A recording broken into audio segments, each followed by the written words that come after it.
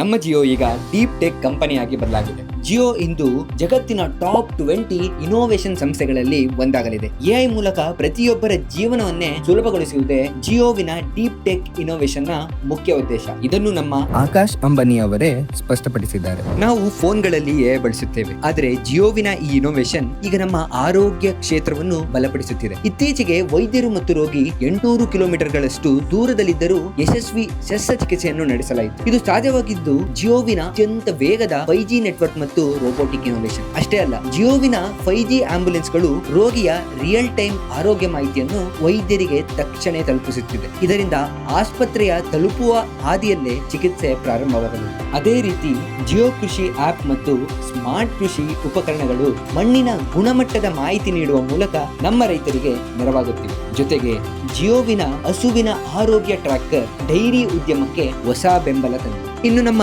ದಿನನಿತ್ಯದ ಜೀವನ ಶೈಲಿಯ ವಿಷಯಕ್ಕೆ ಬಂದರೆ ಕಾರ್ಟೆಕ್ ಮತ್ತು ಜಿಯೋ ಹೋಮ್ ಇನೋವೇಷನ್ಸ್ ಮೂಲಕ ಮನೆ ಮತ್ತು ಕಚೇರಿಯ ಬದ್ಧತೆಯನ್ನು ಈಗ ಸಂಪೂರ್ಣವಾಗಿ ದೂರದಲ್ಲಿದ್ದುಕೊಂಡೇ ನಿಯಂತ್ರಿಸಬಹುದು. ಶಿಕ್ಷಣ, ವ್ಯವಹಾರ ಅಥವಾ ಆರೋಗ್ಯ ಕ್ಷೇತ್ರ ಯಾವುದಾದರೂ ಇರಲಿ, ಜಿಯೋವಿನ ನೂತನ ಇನೋವೇಷನ್ಗಳು ಕಷ್ಟದ ಕೆಲಸಗಳನ್ನು ಇದೇ ಕಾರಣಕ್ಕೆ ಜಿಯೋವಿನ ಈಗ ಯಾವುದೇ ಮಿತಿ ಇಲ್ಲ.